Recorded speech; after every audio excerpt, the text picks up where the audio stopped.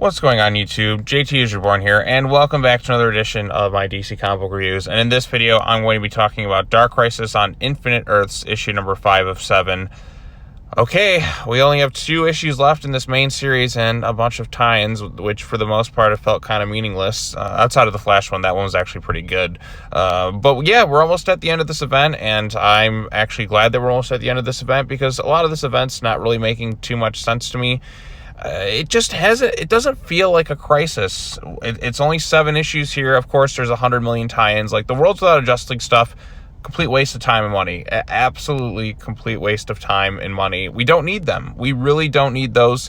This is supposed to be a crisis, a sequel to Crisis on Infinite Earths, one of the most iconic stories in all of comics. And it's so lackluster and underwhelming compared to that. And it doesn't really feel like a crisis threat. It feels small. It feels low stakes. Nobody's really died. The plot is a little convoluted in terms of what's really going on here. The whole revelation about who's really behind it, at this point, it's kind of confusing. Because before we were led to believe that Pariah was corrupted by the Great Darkness. Now we're coming to believe that Pariah is corrupting the Great Darkness. How does that even work? And then this also has a tie into that Deadly Green issue, which also came out today, which I did read, but that's like 45 pages. I need to read it again to really kind of comprehend more of what happened, because I just was kind of baffled by some of the choices and decision-making in a lot of it. And then other characters who they've hyped up, like, you know, DC has, like, hey, we got new characters here. They've done absolutely nothing in terms of this event.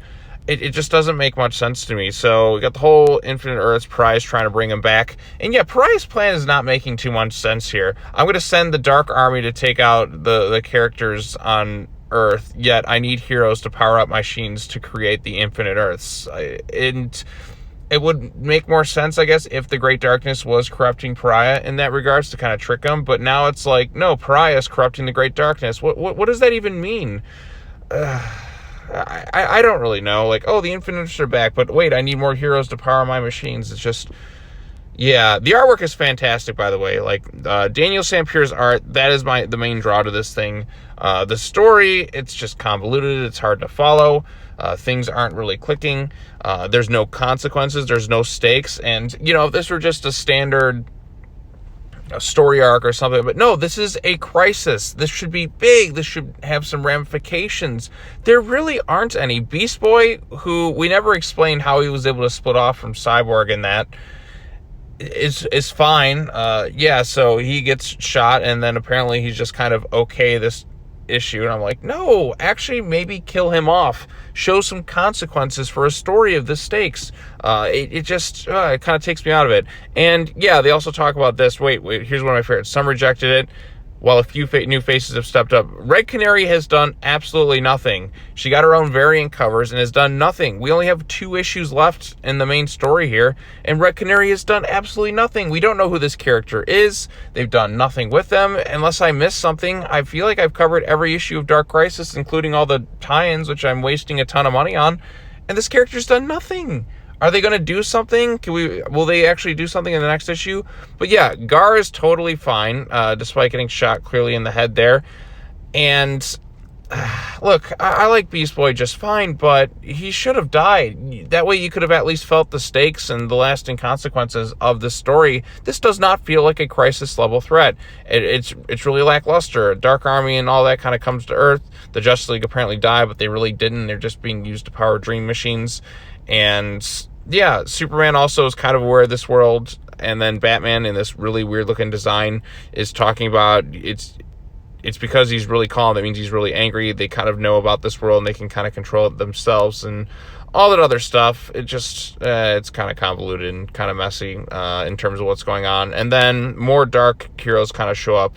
So even though Pariah, who's kind of rambling on about how I need more heroes basically to power up his stuff, he's going to send the Dark Army to wipe the remaining ones out.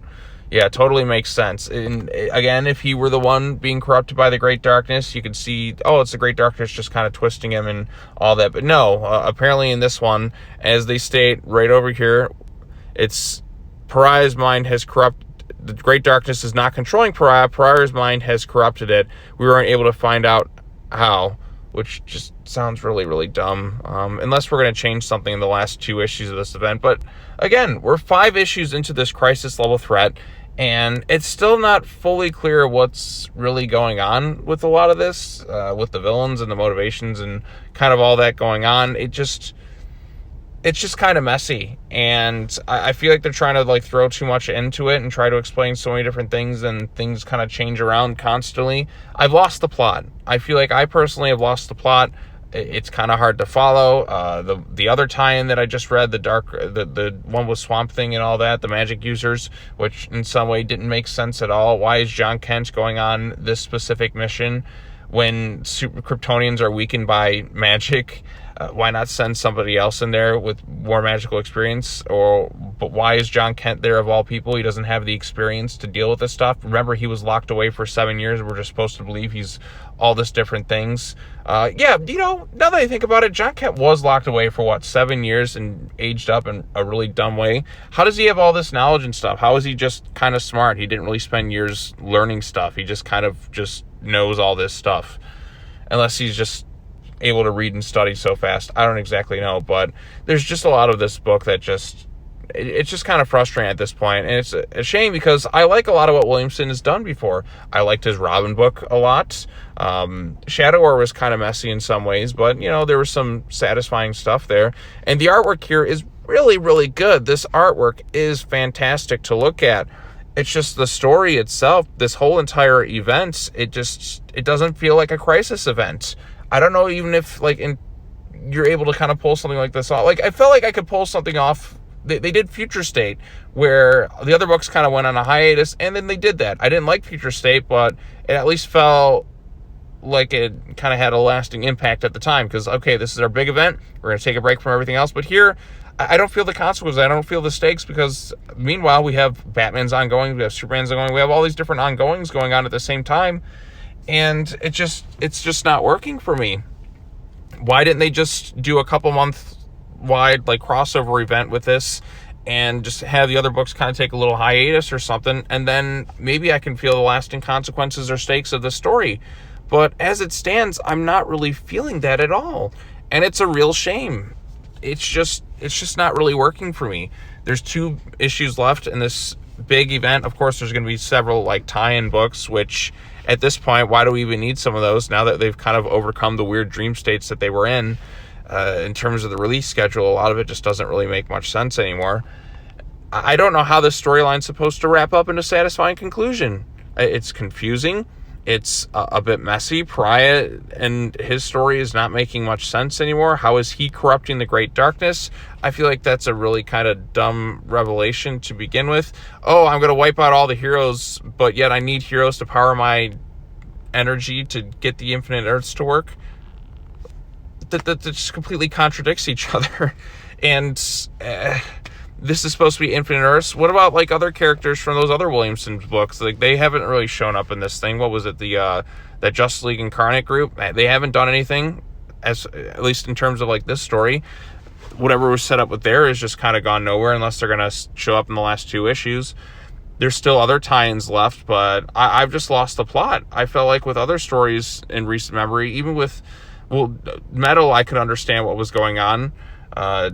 Death Metal, that was where it got a little confusing, but at least there were some tie-ins and the other books going on, and it was kind of caught up a little bit. Here, it's just, The only tie-in I really liked was the Flash book, but other than that, Dark Crisis on Infinite Earths, which they changed midway through, which they should have just called it Dark Crisis on Infinite Earths from the get-go. It would have made a lot more sense. Has just been kind of a messy book, and it really hasn't delivered the goods like I hoped it would. So, all right, I feel like I've rambled on long enough. I was kind of underwhelmed with this particular issue. This book has no lasting consequences, despite being a crisis where you should have them. Beast Boy, he's just back for some reason, even though he was fused with Cyborg and Teen Titans Academy, which seemingly is kind of forgotten, which admittedly that was a dumb idea. But if you're following continuity, you should acknowledge that. They should have just killed him off. I mean, as much as I like Beast Boy, they really should have just kind of killed him off, and at least I would have felt the stakes and the threats going on here. Deathstroke, I can't take him seriously. He's gotten his ass beat by literally everyone else around him multiple times, And despite the Justice League being dead, they're really just alive and fine. It just isn't working for me. And I don't know if I'm the only one really who's kind of feeling this. I don't really feel the hype and excitement around Dark Crisis on Infinite Earths like I want it to be. It's just been kind of a disappointing book. And in terms of a crossover event, I feel like it could be a lot better. I feel like there's so much more you could kind of do with it. Maybe have a little bit more focus and make things a little bit more clear as to what's really going on. But like 7 issues for this thing, I don't see it wrapping up in the next 2 issues. Maybe some of the tie-ins will kind of make it a little bit more of a smooth transition to the end. But as it stands right now, I've not really been a huge fan of what they're doing with this Dark Crisis on Infinite Earths right now. It could be so much better than what it is. So maybe they'll stick the landing, but at this point, I don't really think they are. So there you go. Those are my quick thoughts on Dark Crisis on Infinite Earths, issue number 5 of 7.